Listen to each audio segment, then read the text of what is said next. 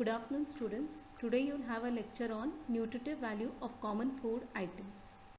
Before we could start with the nutritive value of different food items, first we'll just see few basic concepts in nutrition and which I feel is very important for you to know. So first, the importance of diet during different stages of life. So the first part is your early infancy. So there the most important task is for growth and appropriate milestones. So there it is the breast milk and energy rich foods like fats and sugars. So a lot of energy is required. So at this point you need this kind of diet. So the most important period during childhood is the for the growth and development and to fight lot of infections. So here we need energy rich food, we need bodybuilding foods and protective foods. I'll just tell you about these classifications just after I finish these basic concepts. Then the next period, that is the adolescent group, it's mainly for the growth spurt, maturation and bone development. You need to have foods for bodybuilding and protective foods. Next, for maintaining health, then for productivity and prevention of diet related diseases and to support pregnancy and lactation, we need to have nutritionally adequate diet and extra food for childbearing and rearing. Then the next group, the elderly population, here for being physically active and healthy, you need to have nutrient dense, then low fat foods.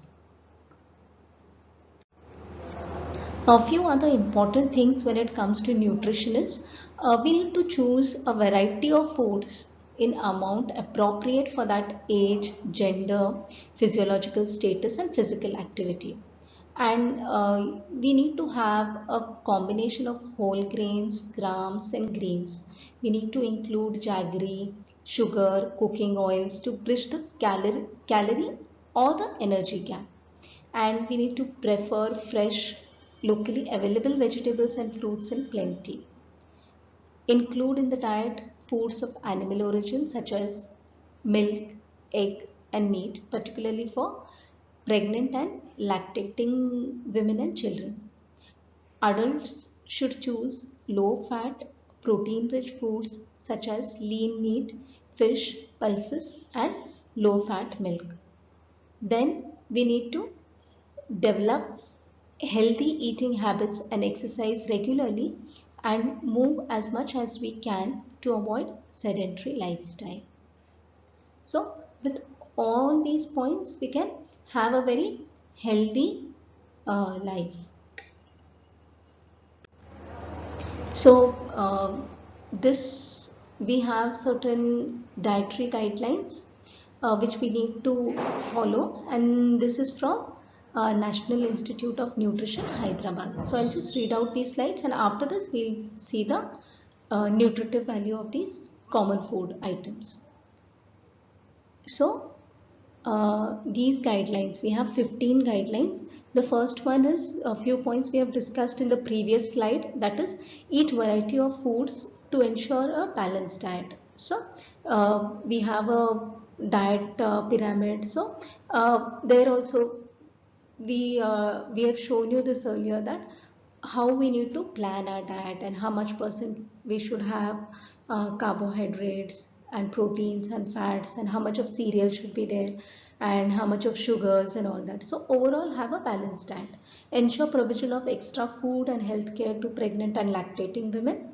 Then the next important thing is promote exclusive breastfeeding for 6 months and encourage breastfeeding till 2 years or as long as one can. Feed home-based semi-solid foods to an infant after 6 months.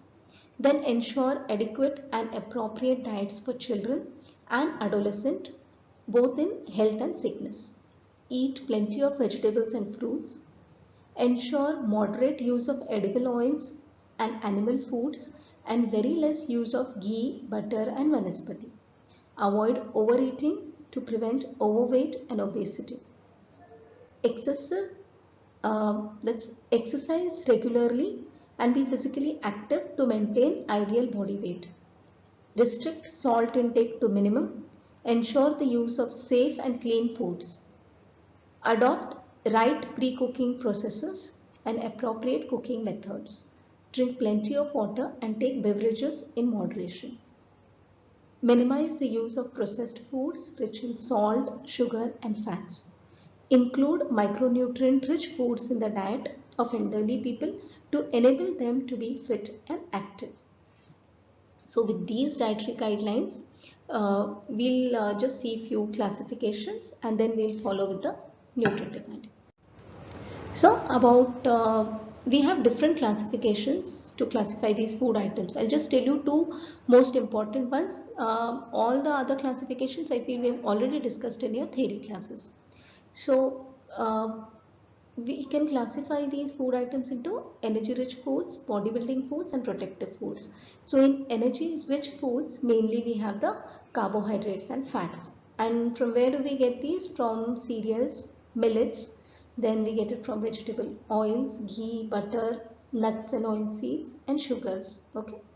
Then we have proteins. So proteins we usually get from pulses, nuts and oil seeds, milk and milk products, then animal sources, that is from meat, fish and poultry. Then protective foods, the most important is the vitamins and minerals. So we are going to get this from vegetables and fruits. Yeah. The next classification is classification by nutritive value. So this is an important classification which you need to know, and today I'll be just following this classification. Okay. So according to nutritive value, you can classify food items into 10 different groups. That is cereals and millets, pulses, vegetables, nuts and oil seeds, fruits, animal foods, fats and oils, sugar and jaggery. Then we have condiments and spices, miscellaneous foods. So now we'll see the first group. That is the cereals and millets. So in this group, what we are going to discuss is rice, wheat and maize among the cereals. Then we have millets, that is jawar, ragi and bajra.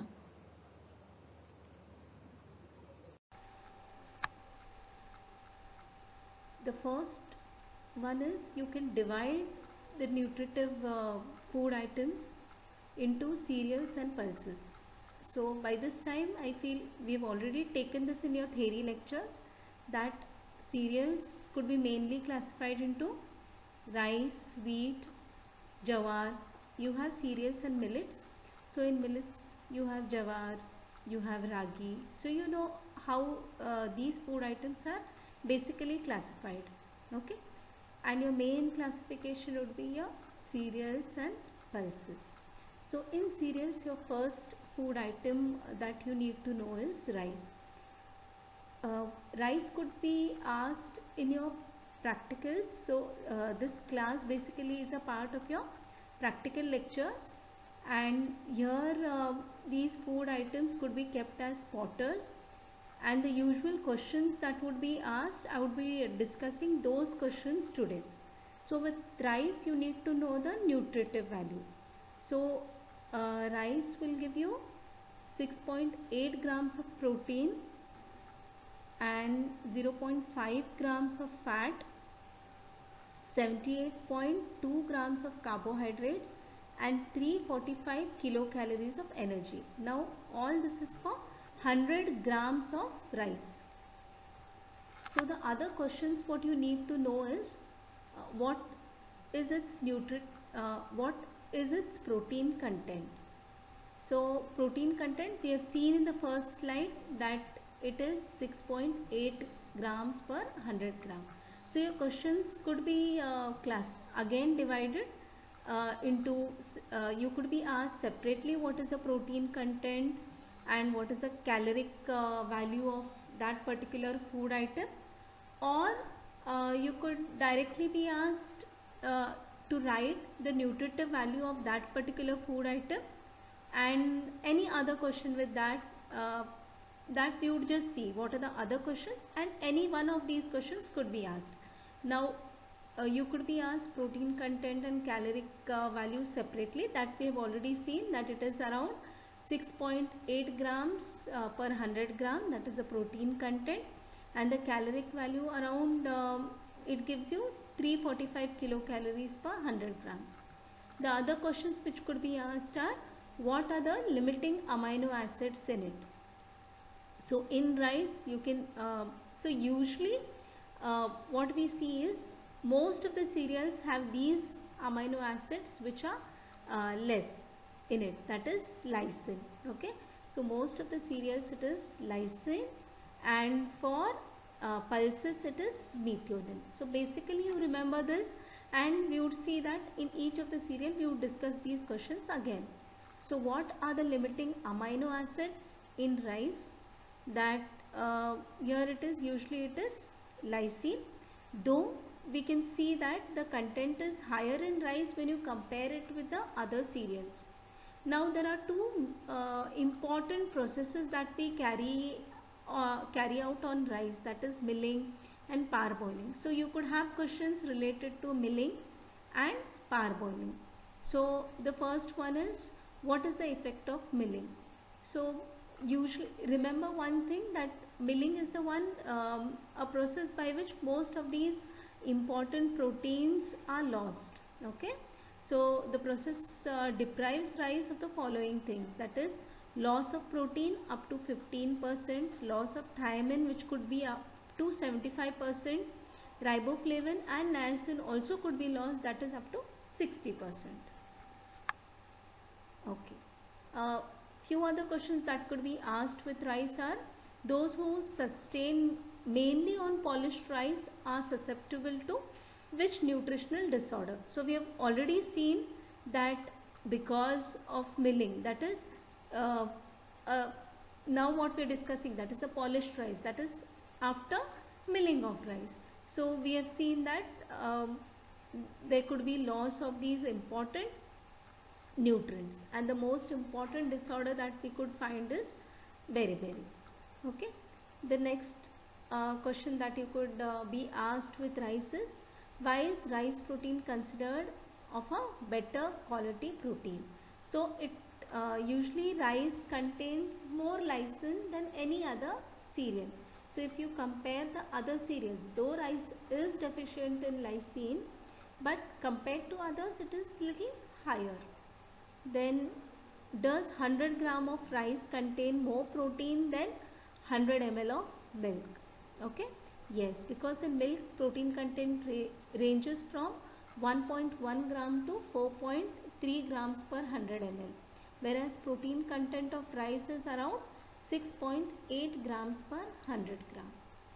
So which cooking practices compromise the nutritive value of rice?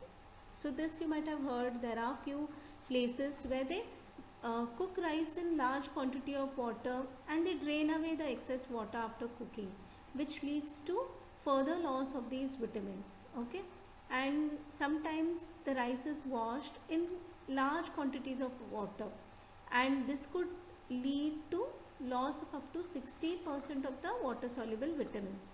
Okay, mainly the B complex vitamins. Okay, so I told you these are the usual processes which are carried out on rice, that is milling and parboiling. Okay, so next spotter that could be kept is your parboiled rice. Okay. So to identify parboiled rice, it has a glassy translucent appearance.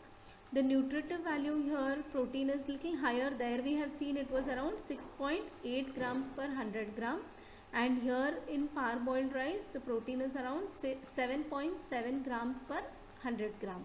Carbohydrate, it is about 78 grams per 100 gram. Fat is 0.5 grams per 100 gram, and calories around 345 per 100. Now you might have heard of parboiling. We'll just discuss in short what exactly is parboiling, how is the procedure. So this technique was recommended by Central Food Technological Research Institute, and it is in this technique, what you're doing is you're soaking paddy in hot water, that is up to 65 to 70 degrees Celsius for 3 to 4 hours, followed by which you're draining the water and steaming the paddy in the same hot pot for 5 to 10 minutes. The paddy is then sun dried and milled. Now, this procedure is known as parboiling. So you should know every procedure what you're going to carry out on anything, it will have few advantages and disadvantages. Now, what are the advantages of parboiling is the vitamins and minerals are driven into the deeper layers of the grain and are not lost by milling and washing. So we have seen that whenever you wash water or you drain off the boiled water, you're going to lose lot of vitamins. So if this rice is parboiled, then most of the vitamins and minerals go much deeper, and that's why even when you're carrying out processes like milling and washing, these vitamins and minerals are not lost. The grain becomes harder and it is rendered resistant to insect invasion. The starch present in the grain gets gelatinized and improves the keeping quality. Now we'll see what are the disadvantages of parboiling. Parboiling leads to loss of flavor of the rice, and this is not relished by many people. And questions could be like, name few adulterants that could be used in rice, and they are mud, grit, soapstone bits. The next question is, what is food adulteration? So this we've already finished in your theory class, so we'll just see it again. So it compromises mixing, substitution, concealing the quality, sealing or selling decomposed foods, misbranding, giving false labels, and addition of toxicants. The next question could be asked are, what are the legal measures to prevent adulteration? So there is an act known as Prevention of Food Adulteration Act, which the rules of which are revised from time to time by Central Committee for Food Standards. Food Standards and Safety Act, that is which was in 2006, has replaced this act. Then we have brown rice. So again, you could be asked to mention the nutritive value of brown rice. The protein content here is 7.2 grams per 100 gram. The fat is 1 gram per 100 gram. Carbohydrate 76.7 grams per 100 gram. And energy around 346 kilocalories per 100 gram. Your next important cereal is wheat. The protein content here is 11.8 grams, fat 1.5 gram, carbohydrate 71.2 grams, energy 346 kilocalories, and all this is for every 100 grams. So wheat belongs to cereals. Protein content, again, it could vary and range from 9 to 16 grams per 100 gram, and we have already seen the caloric value, that is 346 calories per 100 gram. The limiting amino acids, I told you, because it's a cereal, so lysine would be deficit, and here in wheat we have even threonine, lysine and threonine, which is deficit. Next we have maize.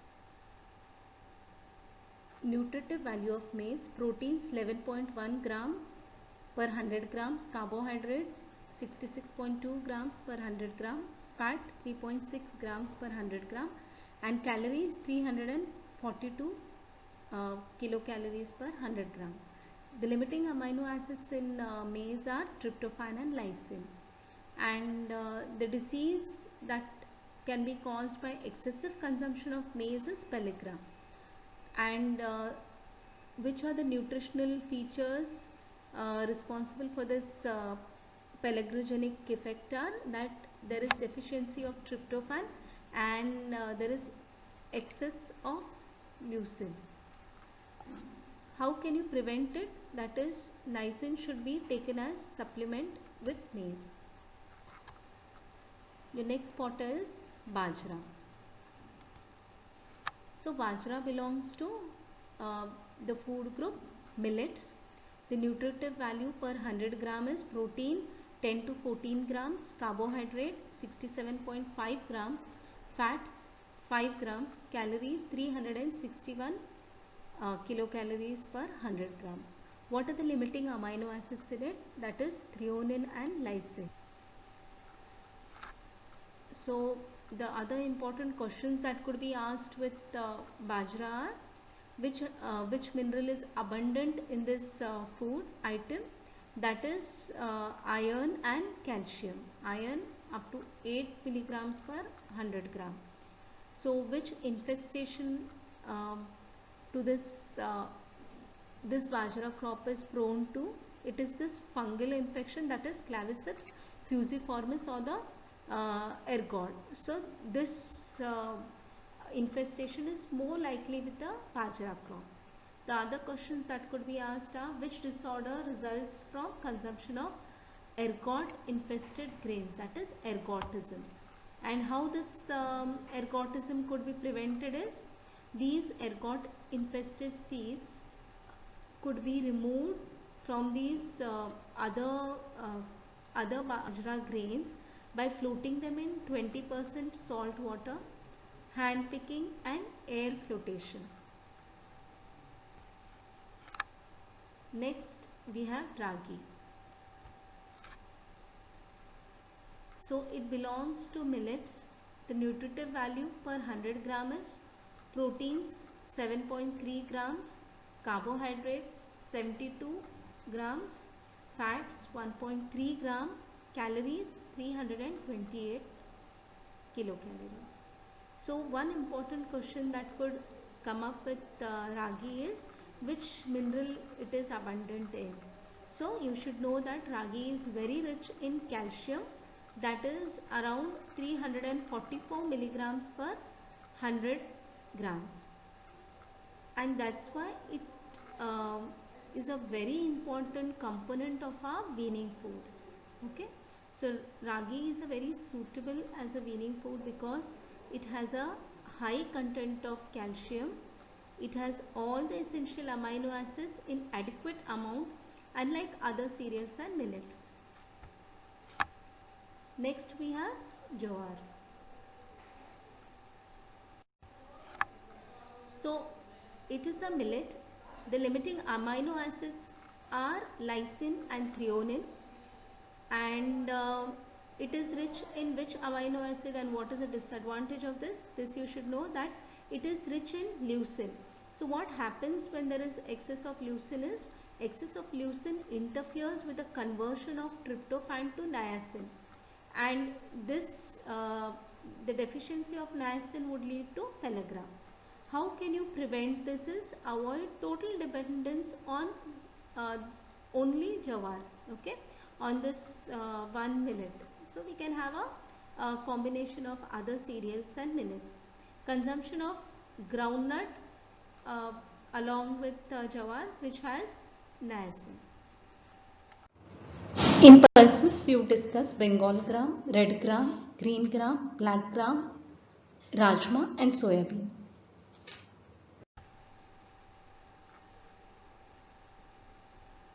Next we have Bengal gram. So now we would start with the pulses. Okay, so what is the nutritive value per 100 gram of Bengal gram?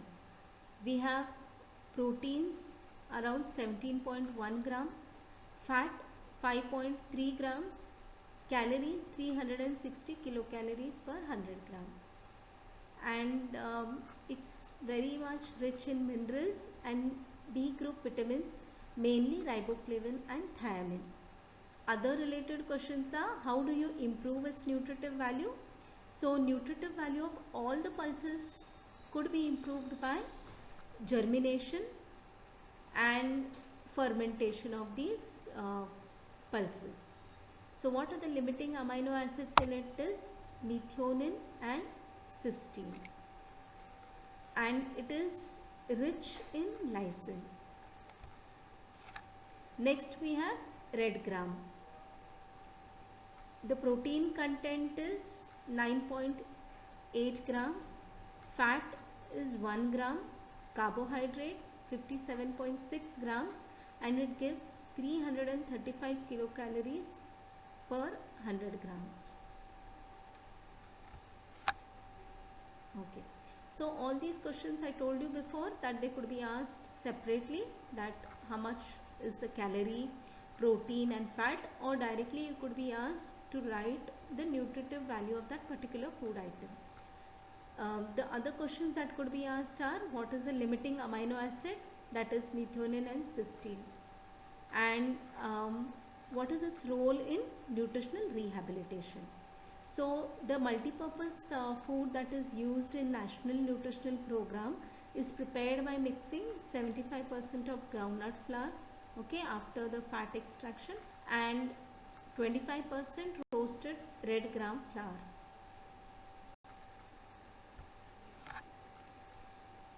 Which item is feared to contaminate red gram? So this is a very important part when it comes to red gram, that is that it could be contaminated with kesri dal, that is the lathyrus, and the disease that could be caused by eating this kesri dal is that we could have anybody consuming kesri dal for a period of 6 months or so could have lathyrism, and this part is already been discussed with food toxicants. So we would just see few important things related to lathyrism. So what health hazard results from consumption of contaminated dal, that is long-term consumption of this contaminated dal could lead to neurolathyrism in humans and osteolathyrism in animals. And another important question that could be asked with this is, what is the toxin that is responsible for causing neurolathyrism? That is BOAA, that is beta oxalyl aminoalanine. Okay, so this is important, it could be asked in your spotters. So which states are endemic for lathyrism? It is Madhya Pradesh, Uttar Pradesh, Bihar and Odisha. Next, green gram. So green gram belongs to pulses. The protein content, or you can say the nutritive value, is protein 24 grams per 100 gram, fat 1.2 grams per 100 gram, energy 348 grams per 100 gram. Next we have black gram. So this is a picture showing the different forms in which we eat black gram, or in the different forms in which black gram is available. You can have black gram whole, that is with the cover, and if you have just seen and noticed that the names what these grams have, black, red, okay, or green gram, it is the cover that is there on the dal. So the name is by these covers. So in black gram you can see when it is full, the cover is black in color. The next image is of split black gram, and then you have black gram where the cover is removed. Okay, so this gram looks white in color, and it's locally known as urad dal. So it belongs to pulses.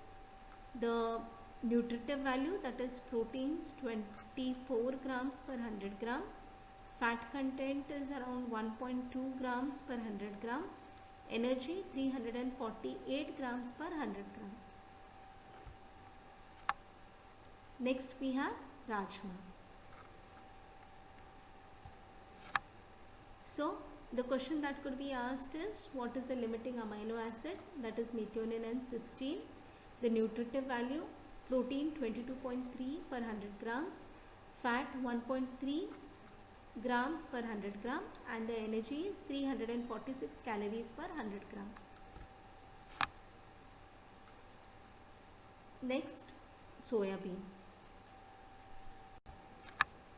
So soya bean, so you know that it is a pulse. Usually, one common mistake that the students make is that they assume that soya bean is the same as soya nuggets, but it is not so. It is different. So about soya bean, the nutritive value is proteins 43.2 grams per 100 grams. So you can see that the protein content is much higher than the other pulses. The fat content is 19.5 grams per 100 gram. Calories is 432 per 100 grams. So how does it differ from animal protein? Its protein is not biologically complete. It is deficient in methionine.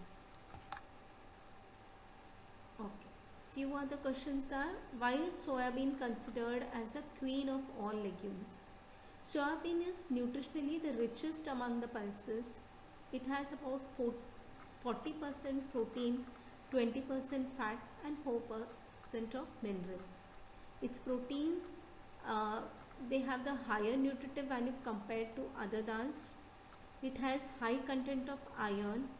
It is rich in carotene, lysine and folic acid. Soybean oil is one of the few oils which are rich in alpha linolenic acid and linoleic acid. The nutritive value of commonly used pulses has been summarized in how are soya chunks different from soya beans? Soya chunks are made from soya flour after the oil has been extracted. That is the defatted flour.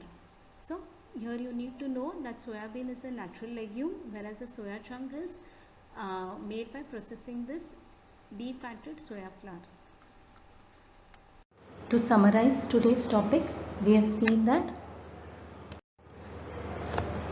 the classification of food items by nutritive value, that is, we divide the food items into 10 different groups, that is cereals and millets, pulses, vegetables, nuts and oilseeds, fruits, animal foods, fats and oils, sugar and jaggery, condiments and spices, then the miscellaneous food groups.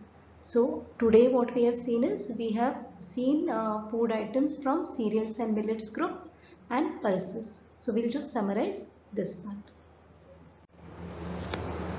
So our first potter what we seen was rice.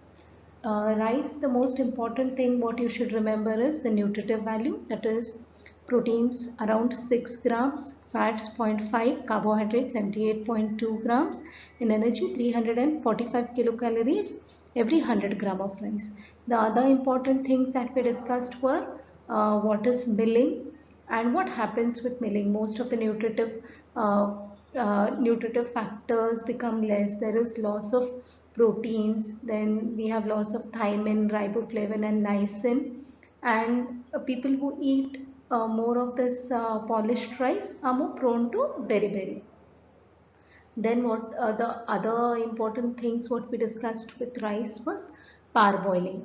We discussed the procedure for parboiling, and then we seen what are the advantages and disadvantages of parboiling.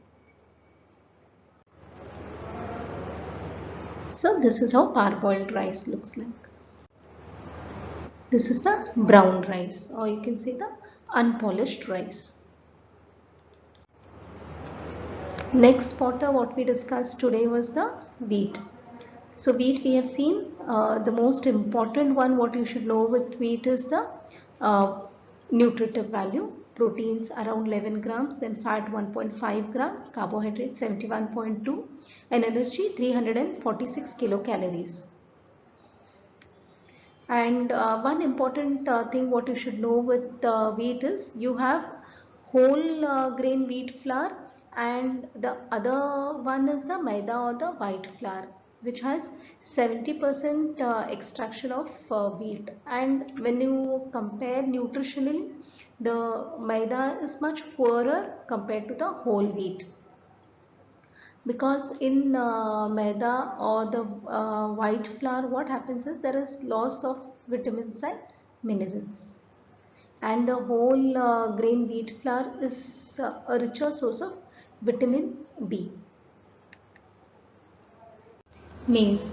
About maize, the most important point that you should remember is uh, that people eating maize or excessively depending only on maize as their diet could have this palagranogenic action. Okay, so they could have the disease pellagra because what you should know that maize is deficient in tryptophan and lysine, and if they're eating excessive of leucine, that could interfere in the conversion of tryptophan into niacin again. So overall, they could have this disease called pellagra. So bajra. In bajra, you need to know that it's extensively grown in northern and peninsular India, that is Rajasthan, Gujarat, and Maharashtra, and the protein content varies from 10 to 14%. And the deficit amino acids are lysine and threonine. It's rich in B complex vitamins and minerals like calcium and iron. Ragi, the most important point is it is rich in calcium and it's a very important component in the weaning foods. It's good for diabetics as well as hypertensives. Another important millet is the jawar. So what you need to know is excessive consumption of jawar can it can lead to pellagra. In the pulses, we have Bengal gram, very uh, very important with its nutritive value of 360 kilocalories and protein around 17.1 grams. So all of these pulses, they have higher proteins compared to the cereals and millets. Then the red gram. Here you should know that uh, these names are derived from the gram, the outer covering what they have. So the color of that the name is by the color of the outer covering of this dal. So we have red gram. Important point what we discussed with red gram was the contamination with the kesari dal and which could lead to lathyrism. Then we have green gram. This is the black gram or the locally known as the urad dal.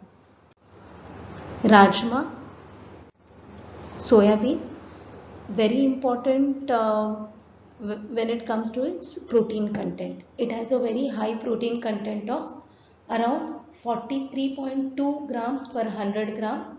That is when you compare all the cereals and cereals, millets and the other pulses, soya bean has the highest content of protein. Thank you.